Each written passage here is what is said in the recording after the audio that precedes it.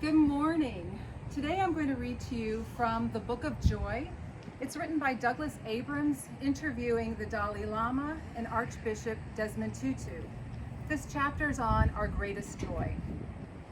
I address the next question to the Archbishop. The joy that you are talking about is not just a feeling. It's not something that just comes and goes. It's something much more profound. And it sounds like what you're saying is that joy is a way of approaching the world. Many people are waiting for happiness or joy. When they get a job, when they fall in love, when they get rich, then they'll be happy. Then they'll have joy. You're talking about something that is available right now without wanting anything. The Archbishop considered his response carefully. I mean simply to say that ultimately our greatest joy is when we seek to do good for others. Was it really that straightforward? Did we just need to stimulate and satisfy our delicate brain circuit of generosity? If anticipating my skepticism, the Archbishop continued, it's how we're made. We are wired to be compassionate. Quite literally wired, I thought, based on research. We're wired to be caring for the other and generous to one another. We shrivel when we're not able to interact. I mean that it's part of the reason why solitary confinement is such a horrendous punishment. We depend on the other in order for us to be fully who we are. We didn't know that I was going to come so soon to the concept that we have at home, the concept of Ubuntu. It says a person is a person through other persons. Ubuntu says when I have a small piece of bread, it's for my benefit that I share it with you. Because after all, none of us came into the world on our own. We needed two people to bring us into the world. And the Bible said that Jews and Christians tells a beautiful story. God says it is not good for Adam to be alone. Well, you could have said, no, I'm sorry, he's not alone. I mean, there are trees, there are animals, and there are birds. How can you say he's alone? And you realize that in a very real sense, we're meant for a very profound complementarity. It is the nature of things. You don't have to be a believer in anything.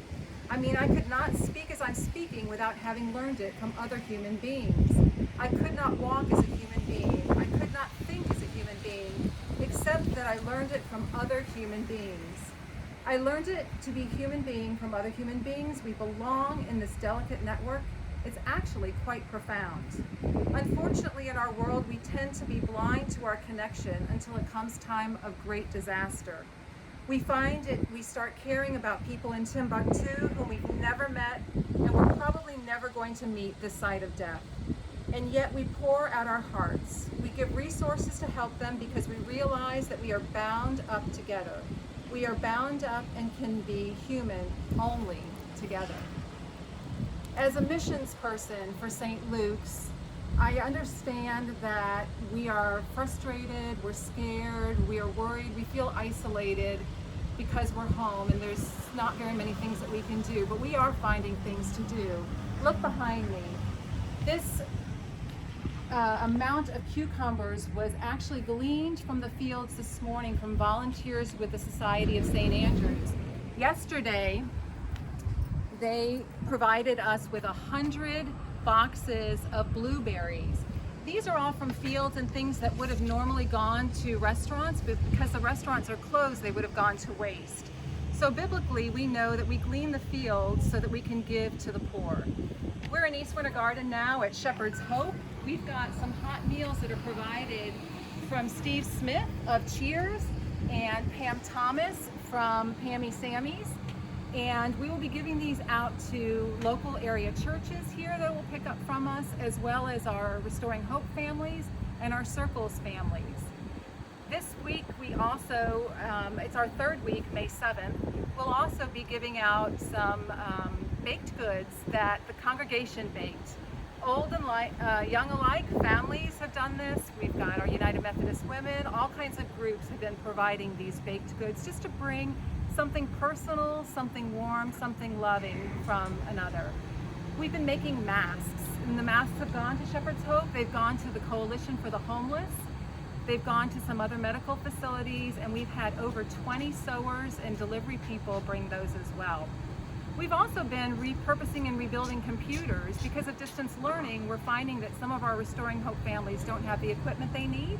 Some are for the adults that are working on their GEDs. So we have 3 men, Jeff Swearingen, Toby Gosson, and Michael Allman, who have been working hard to rebuild computers donated by members of the congregation, or actually are starting to design something that can be brand new, but is very inexpensive. So we look forward to see what these 3 Dad's Life volunteers are able to come up with. We are also doing prayer and pen pal programs for the Inside Out Jail Ministry. So from your home and in your isolation, you can write a letter to someone who is a prisoner who can't benefit from our Shalom ministry and get the visits that they need. So there's many, many ways for you to be involved. We're grateful for you, and we're grateful for you being the hands and feet of God in the world. And if you would just close out in prayer with me, close your eyes. And Heavenly Father, we just want to thank you that you are inspiring in us in ways beyond our imagination. Big and small, young and old, we are finding ways to contribute to the lives of others through this isolation. We know that we are because other people are.